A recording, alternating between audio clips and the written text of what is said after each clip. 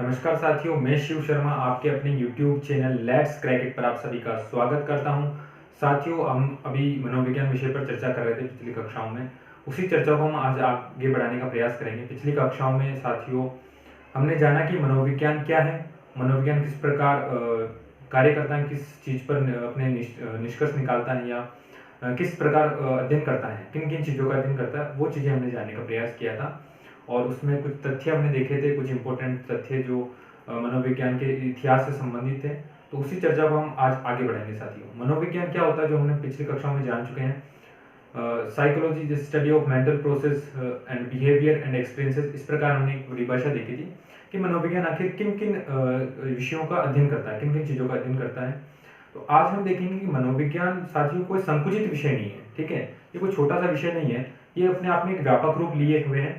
तो ऐसे में साथियों मनोविज्ञान में जिस प्रकार हम मेंटल प्रोसेस, बिहेवियर या अनुभवों का अध्ययन करते हैं, एक्सपीरियंसेस का अध्ययन करते हैं, उसी प्रकार इसकी विभिन्न शाखाएं होती है, ठीक है। वो तो प्रत्येक शाखा अलग अलग चीजों का अध्ययन करती है। किसी में निदान होता है, किसी में उद्बोधन होता है। ये चीजें हैं जो अलग अलग प्रकार से होती है और आज हम उसी पर चर्चा करेंगे। आज का जो हमारा शीर्षक है कक्षा का, वो है मनोविज्ञान की शाखाएं। जी साथियों, उसमें कुछ महत्वपूर्ण शाखाएं हैं जिनके बारे में हमें जानकारी होना बड़ा आवश्यक है। उसी प्रकार कुछ शाखाएं हैं जिनका हमें सिर्फ नाम पता होना चाहिए, ऑप्शंस के आधार पर हम उन्हें टिक लगा सकते हैं। और अभी जो हमारी कक्षा होने वाली है वह कहीं ना कहीं जो कॉम्पिटिटिव एग्जाम की हम तैयारी कर रहे हैं, रीट वगैरह की, या आरएस में अगर हम ऑप्शनल वगैरह लेते हैं या आईएएस में कोई ऑप्शनल लेते हैं, तो उससे संबंधित सीधी मतलब अपनी चर्चा होगी जो कॉम्पिटिटिव एग्जाम को लेकर ही होगी। तो स्टार्ट करते हैं साथियों आज की कक्षा। सबसे पहला जो है साथियों, जी हाँ, मनोविज्ञान की शाखाएं, जो हमारा बिंदु है, हमने लेखा का शीर्षक लिख रखा है संज्ञानात्मक मनोविज्ञान। पहला जो है संज्ञानात्मक मनोविज्ञान क्या होता है साथियों। संज्ञानात्मक का आशय होता है मानसिक रूप से, ठीक है, जितने भी मेंटल प्रोसेस होती है, जैसे कि हमारा सोचना, हम तर्क किस प्रकार करते हैं, जब हमारे सामने कोई समस्या आती है तो हम उसका समाधान किस प्रकार करते हैं, कोई निदान यानी कोई चीज, किसी चीज का अगर हमें निदान करना है तो हम उसका निदान किस प्रकार करेंगे, या हमारे सामने कोई समस्या आ गई है या हमें कोई निर्णय लेना है, ठीक है, हमारे सामने कोई समस्या है, हमें कोई कमांड दिया गया है, तो हमें किसी एक चीज और दूसरी चीज में अगर निर्णय लेना है, कि जैसे आप एग्जाम्पल के तौर पे समझिए कि आपको पढ़ाई करनी है, ठीक है, आप पढ़ना चाहते हो, आगे कुछ करना चाहते हो, आगे आप आईएएस बनना चाहते हो, आरएस बनना चाहते हो, या एक सरकारी नौकरी पाना चाहते हो, या आपके घर वाले आप पर दबाव डाल रहे हैं कि तुम्हें शादी करनी है, ठीक है। तो आप उन दोनों में से किस चीज को चुनोगे, एक निर्णय आपको लेना है, और दोनों ही अपने आप में महत्वपूर्ण है। आपकी एज हो गई है तो आपके घर वाले आपको बोलेंगे शादी के लिए।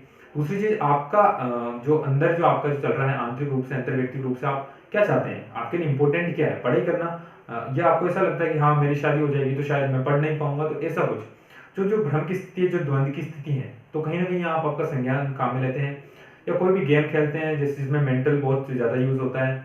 तो ऐसी चीजें होती है जहाँ क्या संज्ञान का जो यूज ज्यादा होता है। तो इस शाखा के अंतर्गत, जो शाखा है संज्ञानात्मक मनोविज्ञान, इस शाखा के अंतर्गत हमारी जितनी भी मेंटल प्रोसेस होती है उस पर कार्य किया जाता है साथियों। आगे चलते हैं जैविक मनोविज्ञान। जैविक मनोविज्ञान में क्या होता है, व्यवहार हम किस प्रकार करते हैं, आनुवांशिकता क्या है, किस प्रकार हमारे वातावरण और आनुवंशिकता में जो संबंध है वो किस प्रकार कार्य करता है, ठीक है, वो कैसे प्रभाव डालता है ना। तो वो चीजें जैविक मनोविज्ञान के अंतर्गत आती है। हमें ज्यादा नॉलेज नहीं लेनी, नॉर्मल सी नॉलेज होनी चाहिए कि अगर कोई तथ्य आधार पर आधारित प्रश्न आता है तो हम उसका टिक लगा सकें, सही उत्तर दे पाए। अगला है तीसरा सामाजिक मनोविज्ञान। सामाजिक मनोविज्ञान हम सभी जानते हैं, हमारे आचार, हमारे विचार, हमारे बैठने के तरीके, हम किस प्रकार वातावरण, जो सामाजिक वातावरण है वहाँ हमें किस प्रकार का व्यवहार करना चाहिए, किस प्रकार का व्यवहार नहीं करना चाहिए, और सोशलाइजेशन का हमारे जो सोशलाइजेशन का जो हमारा क्या प्रभाव पड़ता है सीखने पर, ठीक है। तो वो चीजें कहीं ना कहीं सामाजिक मनोविज्ञान में आती हैं साथियों।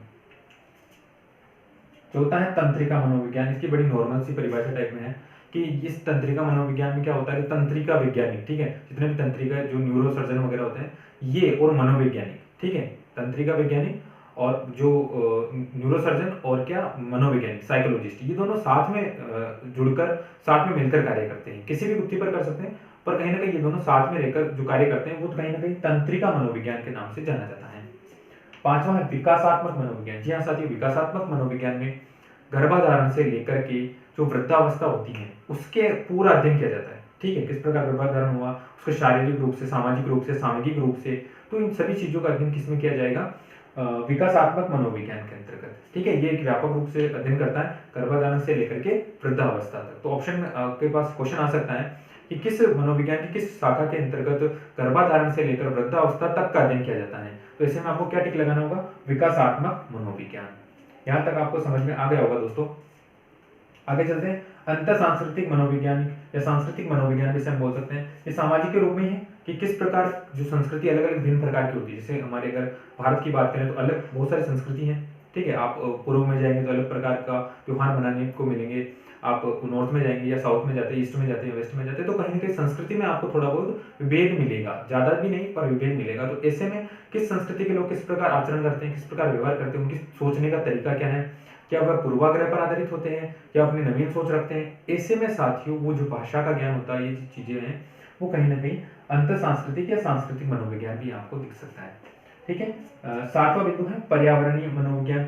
यहाँ साथियों नॉर्मल सी बात है, पर्यावरणीय मनोविज्ञान में क्या होती है, आपदा, ठीक है, कहीं तूफान आ गया है, कहीं बाढ़ आ गया है, या कहीं चक्रवात है, कहीं भूकंप आ गया है, तो इनके पीछे के कारण क्या है, ठीक है, इनसे हम किस प्रकार बचाव कर सकते हैं, इनमें हम किस प्रकार अध्ययन करते हैं कि भाई हाँ कहाँ हो सकता है, जो बहुत सारे सेंटर होते हैं तो इसी चीज का पता लगाते हैं कि कहाँ ज्यादा बारिश होगी। वो जो चीजें हैं पर्यावरणीय मनोविज्ञान के अंतर्गत आती हैं। पर्यावरण में जो लगातार बदलाव आ रहे हैं, पेड़ों की कटाई हो रही है, उन्हें किस प्रकार रोका जा सकता है, पेड़ों का बचाव किस प्रकार किया जा सकता है, मरुस्थलीकरण जो लगातार बढ़ता जा रहा है उन्हें हम किस प्रकार से रोक सकते हैं। तो कहीं ना कहीं जितना भी पर्यावरण है, लोगों का जो सोचने का तरीका है पर्यावरण के प्रति, उसे हम किस प्रकार बदलाव कर सकते हैं, आसान तरीके क्या क्या हो सकते हैं इसके लिए, तो वो चीजें कहीं ना कहीं पर्यावरणीय मनोविज्ञान के अंतर्गत आती है। स्वास्थ्य मनोविज्ञान, स्वास्थ्य मनोविज्ञान जो आठवां बिंदु है, स्वास्थ्य मनोविज्ञान के अंदर नॉर्मल सी है कि जो भी रोग है उसके बचाव, कारण, ये किस कारण से होता है, गंदगी से होता है या पानी से होता है या पानी में गंदगी के कारण होता है, तो ये चीजें नॉर्मल सी बात है। स्वास्थ्य मनोविज्ञान में हमारे स्वास्थ्य से संबंधित चीजों की जानकारी हमें मिलती है और उस पर मनोवैज्ञानिक जो साइकोलॉजिस्ट होते हैं जो कार्य करते हैं। नवा बिंदु है साथियों नैदानिक उपबोधन, बहुत ही इंपॉर्टेंट है, ध्यान से देखिएगा। नैदानिक क्या होता है, ठीक है, नैदानिक को आप इस तरीके से समझिए कि कोई भी अवसाद है, ठीक है, अवसाद मतलब डिप्रेशन टाइप में, ठीक है।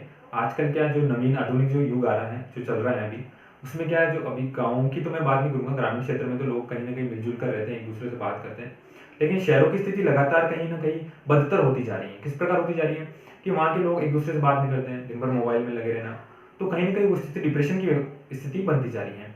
लोग अलग अलग मादक पदार्थों का सेवन करने लगे हैं, ठीक है, विरुचि वगैरह का। तो किस प्रकार आप देखिए कि शराब का सेवन कर रहे हैं, ठीक है, स्मैक वगैरह हो गई या ड्रग्स लेते हैं। तो ऐसे में जो नैदानिक जो मनोविज्ञान है, ठीक है, नैदानिक मनोविज्ञान की हम चर्चा करें, नैदानिक मनोविज्ञान उनका निदान करने का प्रयास करता है कि आखिर लोग इसका सेवन क्यों कर रहे हैं, ठीक है, वह इससे किस प्रकार छोड़ सकते हैं, इससे छुटकारा किस प्रकार पाया जा सकता है आसान तरीके से, ठीक है।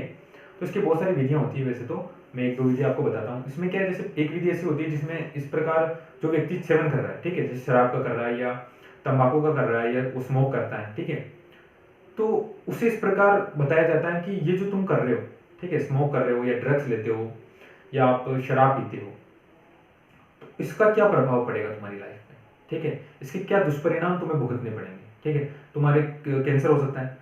और उसका एक जीता जागता उदाहरण आपने देखा होगा कि पहले जो आता था, ठीक है, उस पर लिखा हुआ आता था, आई थिंक 2004 से पहले आता होगा, ठीक है, तो जो पुड़की आती है, जो तंबाकू की आती है या सिगरेट के जो पैकेट्स आते हैं, उनके ऊपर पहले लिखा जाता था कि तंबाकू से कैंसर होता है, ठीक है, बड़े बड़े अक्षरों में लिखा रहता है, ठीक है, फिर भी लोग उसे खाते हैं। तो ये उदाहरण है कि उनके ऊपर एक पिक लगी होती है कैंसर टाइप की या कुछ इस प्रकार की जो गंदी सी पिक होती है कि भाई अगर आप इसे खाते हो तो आपकी स्थिति इस प्रकार हो सकती है या होएगी। और 2004 के बाद तो ये लिखा आने लगा है कि भी तंबाकू किल्स, तंबाकू से आपकी मृत्यु हो सकती है, इस प्रकार से। आगे देखिए उपबोधन, जी हाँ, नैदानिक का हमने चर्चा की। उपबोधन मनोविज्ञान क्या होता है, उपबोधन मनोविज्ञान में क्या होगा कि जो दैनिक जीवन में जितनी भी समस्याएं आती है, रोजमर्रा की समस्याएं आती है, जाहिर सी बात है, जो एक सांसारिक जीवन जो हम व्यतीत कर रहे हैं उसमें रोज कहीं ना कहीं छोटी छोटी समस्याएं आती है, तो उनका निदान हम किस प्रकार कर सकते हैं, वो कहीं ना कहीं उपबोधन मनोविज्ञान के अंतर्गत आ सकता है। तो सिंपल सा क्वेश्चन आ सकता है, दैनिक में जितनी भी समस्याएं होती है दैनिक जीवन शैली में, उनका जो अध्ययन है किस मनोविज्ञान की शाखा में किया जाता है, तो इसे में आपको उपबोधन मनोविज्ञान वहां उत्तर लगाना होगा। अगला है औद्योगिक संगठनात्मक मनोविज्ञान। औद्योगिक या संगठनात्मक मनोविज्ञान एक ही बात है, कोई भी संगठन है वो उद्योग से संबंधित हो सकता है, कोई प्रोडक्ट बना रहा होगा या कोई सर्विस प्रोवाइड करा रहा होगा। तो इसमें क्या होता है, इसमें मनोविज्ञान की कहाँ जरूरत पड़ रही है उद्योग में, तो जरूर साथियों मनोविज्ञान की जो आवश्यकता है वो प्रत्येक क्षेत्र में पड़ने लगी, ठीक है, ऐसा कोई भी क्षेत्र अनभिज्ञ नहीं है जो कहीं ऐसा कोई भी क्षेत्र इससे अभिज्ञान है कि जिसमें मनोविज्ञान का कहीं ना कहीं यूज ना हो। ठीक है, अब आप इसको लीजिए औद्योगिक और संगठनात्मक उदाहरण से समझिए। कोई संस्था है, ठीक है, कोई भी मिल समझ लीजिए जो कपड़े का उत्पादन करती है या कोई प्रोडक्ट बनाती है, कोई भी उत्पाद बनाती है। वहाँ क्या होता है कि आते ही नहीं लोग, जो कर्मचारी हैं वो लेट आते हैं। ठीक है, कुछ कर्मचारी समय पर आते हैं, एक या दो, वरना सारे के सारे कर्मचारी क्या आराम से आते हैं। ठीक है, टाइम 9 बजे का तो 11 बजा रहे हैं। ठीक है, उनके मन मर्जी जैसे काम करते हैं, काम नहीं किया तो नहीं किया। तो ऐसे में क्या होता है, मनोविज्ञान क्या करेगा, मनोविज्ञान का काम है सभी कर्मचारियों को समय पर लाना, कार्य को अच्छे से करवाना। इसका मतलब ये नहीं कि आप उस पर दबाव डालने दो, उससे कुछ नहीं होने वाला। कार्य अपने मन से किया जाता है। आपने उसको तत्परता वाला देखा होगा, थार्डाइक का जो प्रथम नियम था, 3 मुख्य नियम थे, उसमें तत्परता थी। जब तक अंदर से तत्परता नहीं आएगी, ठीक है, आप समझ रहे हैं, पढ़ने के लिए अंदर से तत्परता नहीं आएगी तब तक आप सक्सेस नहीं हो सकते। उसी प्रकार जब तक कार्य करने की इच्छा कर्मचारी के अंतर्गत अंदर मन में नहीं आएगी, वो कार्य नहीं करने वाला। ऐसे में आपको क्या करना होगा, एक उदाहरण देता हूँ। जैसे अगर मैं होता उस जगह तो मैं क्या करता कि जो व्यक्ति जो समय पे आता है, ठीक है, उसे मैं कहीं ना कहीं पुरस्कृत करूंगा। ठीक है, उसे रेनफोर्समेंट दूंगा। जैसे कि 1 महीना होने के बाद में जो होता है ना कि मैन ऑफ द एम्प्लॉय, ठीक है, मंथ ऑफ द एम्प्लॉय, जो महीने का जो एम्प्लॉय कौन है, तो मैं कहीं ना कहीं उसे बताऊंगा और सभी के सामने उसे सम्मानित करूंगा। हो सकता है मैं उसे किसी पैसे का गिफ्ट दूं, या मैं उसे कोई फ्रिज, टीवी या ऐसे XYZ कोई भी चीज उसे या उसका पद बढ़ा दूं, उसकी सैलरी बढ़ा दूं सबके सामने, और उदाहरण दूं कि ये व्यक्ति ऐसा व्यक्ति है जो कहीं ना कहीं पिछले 1 महीने, पिछले 1 साल से लगातार समय पर आ रहा है।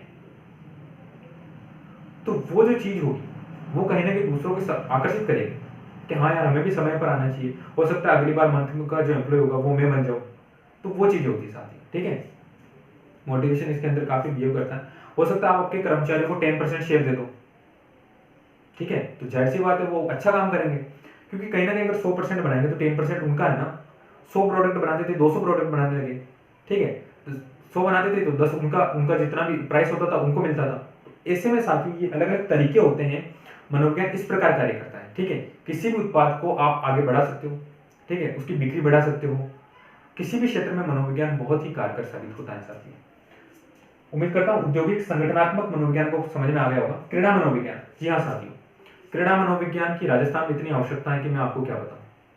जितने भी गोल्ड मेडल लेके जा रहे हैं, कौन लेके जा रहा है, हरियाणा का आप नाम सुनोगे इंडिया में सबसे ज्यादा, फिर या फिर साउथ साइड में। ठीक है, मेंटल जहां पे भी यूज आ रहा है साउथ साइड में। तो राजस्थान में जब इतनी सुविधाएं हो सकती हैं, इतने विद्यालय हैं, तो कहीं ना कहीं मैं आग्रह करता हूँ गवर्नमेंट से कि कहीं ना कहीं यहाँ पर भी क्रीड़ा मनोविज्ञान पर ध्यान दिया जाए।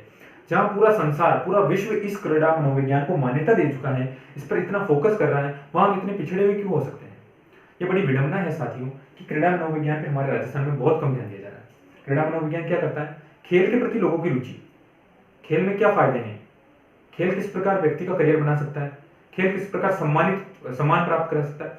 तो कहीं ना कहीं बच्चों की रुचि खेल की तरफ ले जानी चाहिए। हम क्या कर रहे हैं, केवल पढ़ाई पर ध्यान दे रहे हैं।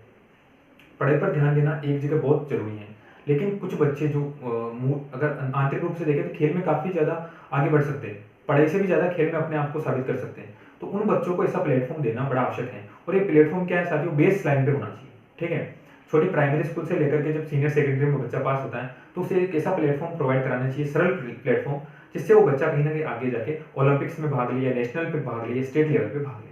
ठीक है, क्रीड़ा मनोविज्ञान। विद्यालय मनोविज्ञान में किस प्रकार गृह कार्य देने चाहिए, किस प्रकार वर्कशीट बनानी चाहिए, किस प्रकार बच्चों का विकास किया जा सकता है, किस प्रकार लर्निंग को सुगम बनाया जा सकता है, कौन कौन से तरीके हैं जो बच्चों के व्यवहार में परिवर्तन ला सकते हैं, अपेक्षाकृत परिवर्तन ला सकते हैं। ऐसी जो चीजें हैं वो कहीं ना कहीं विद्यालय मनोविज्ञान के अंतर्गत आती हैं कि सामाजिक सामाजिक जो विकास है बच्चों को किस प्रकार किया जाएगा।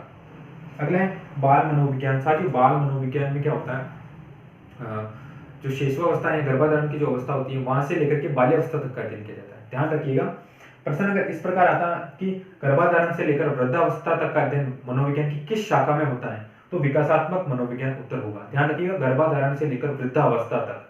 अगर प्रश्न इस प्रकार आएगा कि गर्भाधारण से लेकर बाल्यावस्था तक का अध्ययन किस मनोविज्ञान की किस शाखा के अंतर्गत किया जाता है, तो उत्तर होगा बाल मनोविज्ञान। तीसरा है परा मनोविज्ञान। ठीक है, पैरासाइकोलॉजी बहुत ही अच्छी है, शानदार है। इसमें क्या होता है कि उलझी हुई गुत्थियां जिनका कोई अभी तक सुलझाना नहीं मिला या अभी तक उनको सुलझाया नहीं गया है, ठीक है, किसी भी क्षेत्र के द्वारा, उनका अध्ययन कहाँ होगा, पैरासाइकोलॉजी में, ठीक है, परा मनोविज्ञान में होगा। उम्मीद करता हूँ आपने एक मूवी देखी होगी साथी। उदाहरण की तरह से समझिए, जो मूवी थी भूल भुलैया, ठीक है, एक हॉरर मूवी थी वो। उसमें एक महिला होती है, शायद वो ओडिशा वगैरह चलती है, तो वो कहीं ना कहीं दो रोल करती है, ठीक है। एक वो भूतनी वाला रोल करती है, एक वो सामान्य रोल करती है। अवनी नाम होता है शायद उसमें कुछ उसकी मूवी का। उसकी जो हीरोइन है शायद मुझे याद, विद्या बालन, ठीक है। विद्या बालन और अक्षय कुमार वहाँ हीरो और हीरोइन का रोल करते हैं। तो जो अक्षय कुमार उस मूवी में आता है, ठीक है, वो कहीं ना कहीं पैरासाइकोलॉजी का अध्ययन कर चुका होता है, ठीक है।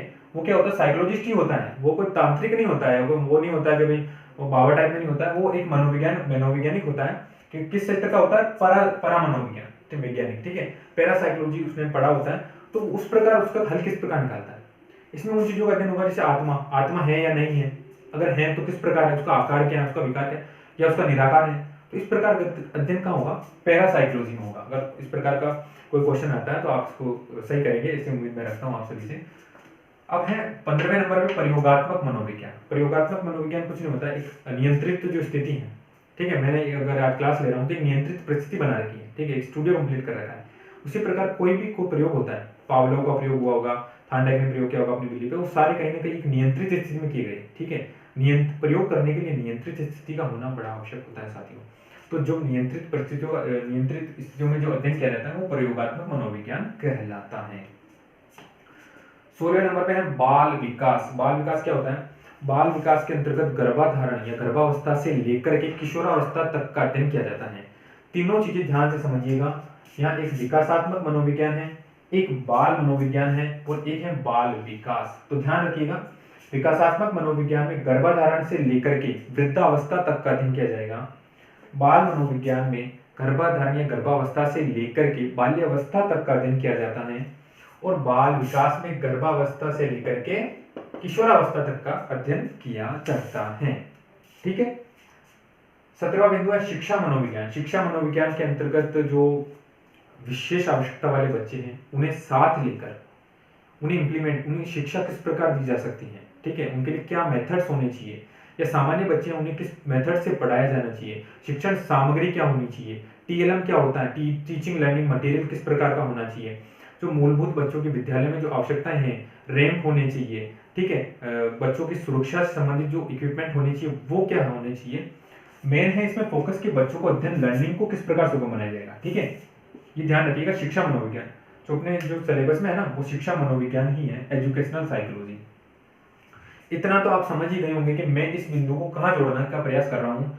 अब जो आगे की जो हमारी चर्चा है, कंप्लीट चर्चा शिक्षा मनोविज्ञान के इर्द गिर्द ही घूमेगी, ठीक है।